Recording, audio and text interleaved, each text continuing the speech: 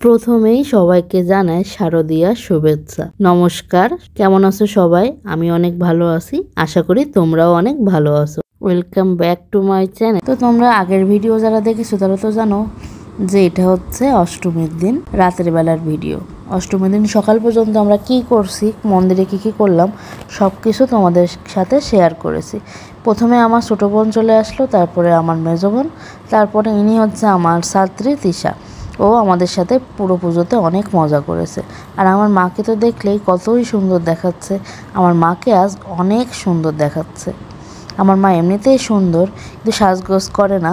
বেশি সাজলে আবার মাকে ভালো লাগে না, কিন্তু সিম্পল সাজগোজই মাকে অনেক ভালো লাগে। আর এই হচ্ছে আমি, যে নিজেকে নিজেই পছন্দ করি না। মানে আমার এই ওভার ওয়েটটা আমি কিছুতেই মেনে নিতে পারি না। কেন যে এত বেশি ওয়েট হয়ে গেল আমার, মানে কেন হলো আমি জানি, কেন যে কমছে না এটাই আমার কারণ। বিগত 7-8 বছর ধরে আমি এই ওয়েট নিয়েই ভুগছি। তো দেখো, প্রথমে আমরা সবাই বেরিয়ে পড়লাম অষ্টমীর দিন রাতের বেলা। প্রথমেই আমরা গিয়েছিলাম বাকাল পূজা মণ্ডপে। এটা আমাদের বাড়ি থেকে বেশ খানিকটা দূরে। ফার্স্টে ঢুকেই বড় ঠাকুরের একটি মূর্তি। তিশা দেখো আমাদের সবাইকে হাই দিচ্ছিল, আর ওর হাই দেয়া দেখে আমি হেসে ফেললাম। বললাম, তোমার সারা রাস্তা পর এখন হাই দিতে মন চাইলো? এরপর মায়ের মূর্তি। এখানে আবার দেখো তিশা কেমন সেজে স্টোরি দিয়েছে, সেটাই আমরা দেখাচ্ছিলাম। তো মায়ের মণ্ডপে এসে মনটা জুড়িয়ে গেল। মাকে খুব সুন্দরভাবেই সাজিয়েছে। আমি না এই মণ্ডপে এসে ভাবছি, এইটুকু একটা জায়গা, এই জায়গাতে কিভাবে পূজা করে। মানে মণ্ডপটা দেখে মনে হলো এটা একটি বাড়ির বারান্দা। কেন বলো তো? মায়ের মূর্তি রাখার পরে বারান্দার মতোই অল্প একটুকু জায়গা রয়ে গেছে। এটা দেখে আমি তো চিন্তাতেই পড়ে গেলাম, কিভাবে এখানে সবাই বসে অঞ্জলি দেয়। ঠাকুরমশাই তো এইটুকু জায়গা নিয়ে বসে আছে। তারপর চিন্তা করলাম ওরা হয়তো অঞ্জলি বাইরে দেয়, বাইরে চেয়ারে বসে বা মাদুর পেতেই অঞ্জলি দেয়, কারণ ওইটুকু জায়গায় অঞ্জলি দেওয়া সম্ভব না। তো দেখো আমরা সবাই প্রণাম করছিলাম। আমার ছোটো বোনও সামনে চলে আসলো প্রণাম করতে। সবাই এক একে প্রণাম করে নিল। প্রণাম করার পর আমরা চারিদিকে মণ্ডপটা একটু ঘুরে দেখব। দেখো আমার প্রণাম করাও শেষ হয়ে গিয়েছে। এবার আমরা মণ্ডপটা একটু ঘুরে দেখব। দেখো, প্রথমে আমরা দেখলাম সতী সাবিত্রীর ঘটনাটা, তারপরে মহাদেব সতীর ঘটনা, সেটা আমরা সবাই জানি। মা সতীর দেহ নিয়ে মহাদেব দাঁড়িয়ে আছে, তারপর দামোদর, মানে বিভিন্ন ঘটনাকে সুন্দরভাবে আমাদের সামনে উপস্থাপন করা হয়েছে। আচ্ছা, আমি আর দামোদর সম্পর্কে আমার কোনো ধারণা নেই, মানে এই স্টোরিটা আমি কখনো শুনিনি। এটা যদিও আমি স্টোরি বলছি, এটা হচ্ছে পৌরাণিক কাহিনী, এটা আমি জানি না। তোমরা যদি কেউ এটাকে জেনে থাকো তাহলে প্লিজ আমাকে জানাবা এর কাহিনী। আজ আমি শুধু আমার মাকেই দেখে যাচ্ছি। আমার মাকে কত সুন্দরই না দেখাচ্ছে। কখনো মা নিজের যত্ন নেয় না, কখনো নিজের সাজে না, মানে কখনো নিজের প্রতি সে খেয়াল রাখেনি। আমাদের খেয়াল রাখতে মা কেমন জানি একটা হয়ে গিয়েছে। কখনো তাকে এতটা সুন্দরভাবে লাগেনি আমাদের চোখে, কারণ সে কখনো এত সুন্দরভাবে উপস্থাপন হয়নি। পরিবারের দায়িত্ব নিতে সংসারে বোঝা টানতে মানুষটা কেমন জানি একটা হয়ে গিয়েছে। কিন্তু আজকে তাকে অপরূপা দেখাচ্ছিল। আমরা বাকাল থেকে বের হয়ে এবার কামারপাড়া পূজা মণ্ডপের ভিতরে ঢুকছি। কামারপাড়া পূজা মণ্ডপে ঢুকতে গিয়ে আমার সাথে দেখা হয়ে গেল আমার এক নন্দায়। উনি হচ্ছে সোনালী ব্যাংকে ম্যানেজারিং পোস্টে আছেন। আর এরা তো ওনাকে চেনে না, এই জন্য কেমন করছিল। তিশা দেখো কি সব বলছিল, এটা একটা ভাববার বিষয়। ও কি বলছিল।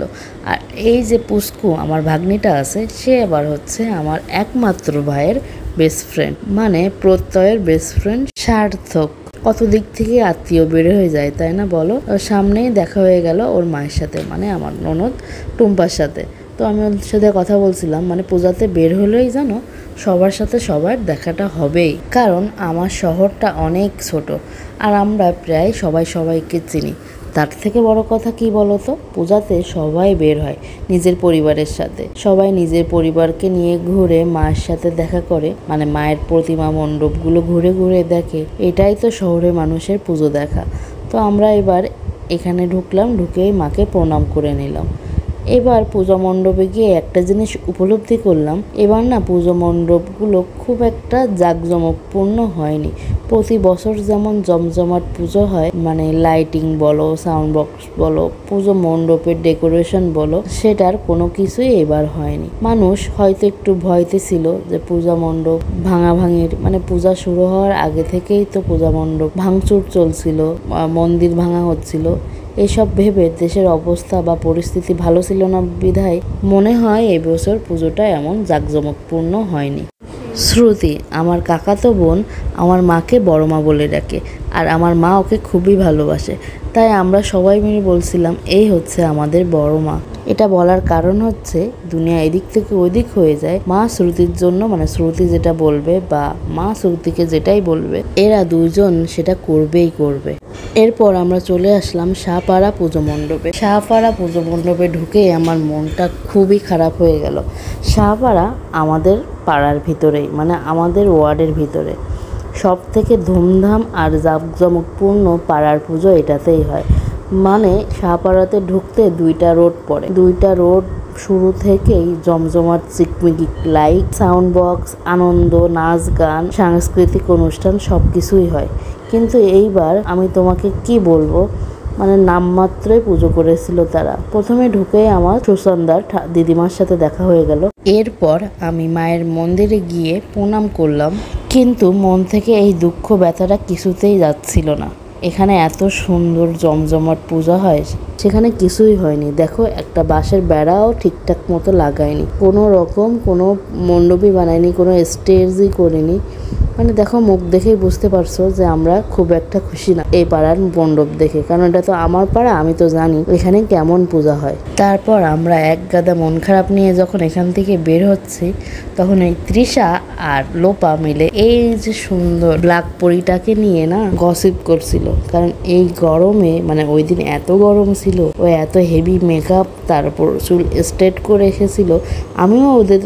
আমিও দেখেছিলাম, শুধু ওদের দড়ি দেবো না, আমিও মনে মনে এই কথাই ভাবছিলাম। পিছনে তাকিয়ে দেখি ওরাও এর জিনিসটা নিয়ে গসিপ করছে। এত মন খারাপের মধ্যেও একটু সামান্য বিনোদন হয়ে গেল। তো আমার বোন বাইরে বেরিয়ে বললো এটা খাবে ওটা খাবে, তো আমরা বললাম সবেই বেরিয়েছি, এখন ভাজাভুজি কিছুই খাবো না। তো বললাম চলো আমরা লেবু শরবত খাই। তো লেবু শরবত খেতে চলে গেলাম, কারণ গরমে লেবুর শরবতটা খেলে একটু শান্তি পাবো। তো ও খাবে ম্যাঙ্গো ট্যাং দিয়ে বা কালারফুল কোনো জুস খাবে, আমরা নর্মাল লেবুর শরবতটাই খাবো। তোমরা একটা জিনিস জানো, আমরা হাজব্যান্ড ওয়াইফ না, মানে আমি আর আমার পতিদেব না খুব বেশি একটা সোশ্যাল না। এই পুজোতে সবাই সবার প্রোফাইল পিক বলো, ফেসবুক বলো, মানে ছবি, ইনস্টাগ্রাম, সবাই ছবি দিয়ে সয়লাভ। সপ্তমীর এই লুক, অষ্টমীর এই লুক, সকালে এই লুক, অঞ্জলির লুক, কিন্তু আমাদের প্রোফাইলে কোনো ছবিই নেই। আমার হাজব্যান্ড এগুলো একদমই পছন্দ করে না সেটা না, বলে নিজেদের ব্যক্তিগত জীবন কখনো সবাইকে দেখাতে নেই। নজর ইজ রিয়েল, বুঝছো? ও এটা খুবই বিশ্বাস করে, কারণ মানুষের নজরে লাগে। অনেকেই আছে সামনাসামনি অনেক ভালো সম্পর্ক দেখায়, কিন্তু তাদের ভিতরটা অনেকটাই ফাঁকা, মানে স্বামী স্ত্রীর ভিতরে ভালো সম্পর্ক নাই, হাজব্যান্ড ওয়াইফের ভিতরে তো নাই, গার্লফ্রেন্ড বয়ফ্রেন্ড মানে কারোর সাথে কোনো সম্পর্ক নাই। এরকম কোনো মানুষ যখন তোমাদেরকে দেখবে, তোমাদের আন্ডারস্ট্যান্ডিং, তোমাদের ভালোবাসা দেখবে, সে না চাইতেও তার একটা মনের হাই তোমাদের সম্পর্কে লেগে যাবে। যদি সে ভালো মানুষ হয়, সে না চাইলেও তোমার মনের একটা হাই লাগবে। কিন্তু যাদের মন খারাপ, যারা খারাপ মনের অধিকারী, তারা তো তোমাদের দেখে জ্বলে পড়ে সারকার হয়ে যাবে। তো তাদের নজর তোমাদের সম্পর্কে পড়বে আর তোমাদের সম্পর্ক নষ্ট হতে বাধ্য। এই জন্য আমাদের কোনো ছবিও নাই। আমি খুব শখের বয়সে এই ইউটিউব চ্যানেলটা খুলেছিলাম, কারণ আমি তো সবাই না যে ফেসবুকে ছবি দেয়, আমারও খুব ইচ্ছা করে যে আমিও দেই, কিন্তু পতিদেব এটা পছন্দ করে না বলে আমি কখনোই আমার পিকচার ফেসবুকে দেই না। অনেকবার দিয়েছিলাম ওকে না বলে, কিন্তু দেওয়ার পর ও খুব রেগে গিয়েছিল। তারপর থেকে না আমি আর ফেসবুক ইউজ করি না আর ছবিও দেই না। তো ইউটিউব চ্যানেলটা খুব শখ করে খুলেছিলাম, যে ওইসব তো শখ মেটাতে পারলাম না, এবার থেকে ভিডিও করেই ছাড়বো। আমার উনি দেখলাম একবার বলাতে রাজি হয়ে গিয়েছে, তাই শখের বশেই আমার এই ইউটিউব চ্যানেলটা খোলা। তোমাদের সাথে গল্প করতে করতে আমরা শ্যামসুন্দর মন্দিরে চলে এসেছি। মন্দিরে ঢুকে আমি আমার মহেশ্বরকে প্রণাম করে নিলাম, তারপর মাকে প্রণাম করলাম। এরপর আমার মাকে দেখলাম এই পুজোর সামগ্রীর কাছে এসে দেখছে, তার প্রয়োজনীয় কিছু সে নিতে পারে কিনা। মা এখান থেকে তার প্রয়োজনীয় কিছু নিয়েছে, গোপালের জন্য কিছু নিয়েছে, আর মা মায়ের জন্য জপের মালা নিয়েছিল। ক্রিস্টাল যে জপের মালাগুলো হয় না, সেগুলো নিয়েছিল। এখানে না খুব সুন্দর সুন্দর জিনিসই পাওয়া যায়, খুব সুন্দর শাখা বাঁধানো, নোয়া বাঁধানো, হাতের চুড়ি, এগুলো পাওয়া যায়। আর ঠাকুর ঘরের সমস্ত সামগ্রী এখানে পাওয়া যায়। আমার বোনকে দেখো, আমরা সবাই মন্দির নিয়ে ব্যস্ত, আর ও ফোন নিয়েই ব্যস্ত, বিজি। নতুন নতুন কলেজে উঠলে এমনই হয়। আমি এই মন্দিরে খুব বেশি একটা আসেনি, ভিতরে এসে দেখি প্রভুপাদের একটি মূর্তি রয়েছে। এখানে এসে প্রণাম করে নিলাম। প্রণাম করার পর যখন আমি শ্রীকৃষ্ণের মন্দিরটা দেখলাম, কি বলবো, কি বাংলায় একে উপাধি দেব, সুন্দর কোনো বাংলা উপমা এই মুহূর্তে আমার মাথায় আসছে না। এটা দেখে মানে আমার মন খুশিতে ভরে উঠল। এত সুন্দর মন্দিরটা। ওই যে জানলা দিয়ে দেখলাম আমার মহেশ্বরও এখানে আছে। আর এই যে রাধাকৃষ্ণের মূর্তিটা খুবই সুন্দর, তবে এর কাছে যাওয়ার মনে হয় কোনো অনুমতি নেই, কারণ সবাই এই বাইরে থেকেই দেখছে। মন্দিরের রাধাকৃষ্ণের বিগ্রহটি আসলেই অনেক সুন্দর। আমরা সবাই অনেকবার করে বিগ্রহটি দেখছিলাম আর প্রণাম করছিলাম। বিগ্রহটা আসলে অনেক সুন্দর। মন্দিরের ডিজাইনটা আমি তোমাদেরকে দেখাচ্ছি। এই হলো মন্দিরের সামনের ডিজাইনটা। একটু সাবেকি সাবেকি ফিল আছে মন্দিরের ভিতরে। শ্যামসুন্দর মন্দির ঘুরতে ঘুরতে দেখা হয়ে গেল তাথইদের সাথে। তাথইকে তো তোমরা সবাই চেনো, আমার ভাগনা, আর ওই হচ্ছে আমার ননদ। মহেশ্বরকে প্রণাম করছিল। তোমরা কে কে তাথইকে চেনো আমাকে জানাবা। এই যে আমার মা, আমার বোনেরা তাথইদের সাথে দেখা হয়ে গেল। তাথই আর আমার বোন সমবয়সী। এই যে অপর্ণাদি আমাদেরকে দেখেই কি সুন্দর মিষ্টি একটি হাসি দিল। তারপর আমার মায়ের সাথে ওরা অনেক ছবি তুললো। অপর্ণাদিকেও খুব সুন্দর দেখাচ্ছে। অপর্ণাদি এমনিতেও অনেক সুন্দর, আর অপর্ণাদি খুব সুন্দর একটি শাড়ি পরেছিল। এই যে অপর্ণাদি সবাইকে ডাকছে, আসো আসো সবাই মিলে একটা ছবি তুলি। আমি ওদের অনেক সুন্দর সুন্দর কিছু ছবি তুলে দিয়েছিলাম। অনেক সুন্দর মজার কাটলো আমাদের দিনটা। আসলে পুজো দেখতে বেরিয়ে যখন সবার সাথে দেখা হয় না, মনটা ভরে যায়। কারণ এইভাবে ছাড়া সবার সাথে আর একসাথে হয়ে ঘোরা হয় না। পুজোর কারণে সবার সাথে দেখা হয় আর একসাথে ঘোরা হয়ে যায়। এরপর আমাদের লাস্ট ডেস্টিনেশন মায়ের বাড়ি। মায়ের বাড়িতে ঢুকেই প্রথম শ্যামা মায়ের মন্দির, মা কালীর মন্দির। ঢুকেই আমরা মাকে প্রণাম করে নিলাম। মায়ের বাড়ি ছিল আমাদের অষ্টমীর ঘোরা শেষ ডেস্টিনেশন। মায়ের মন্দিরে প্রণাম করে এবার আমরা আস্তে আস্তে সামনের দিকে এগোলাম। এই হচ্ছে কাল ভৈরবের মূর্তি। জানো, আমি যখন ছোট ছিলাম তখন এই কাল ভৈরব মন্দিরের মূর্তিটা দেখে আমি এত ভয় পেতাম। সেই মূর্তিটা এখন আর নেই, এই মূর্তিটা চেঞ্জ করে দেয়া হয়েছে।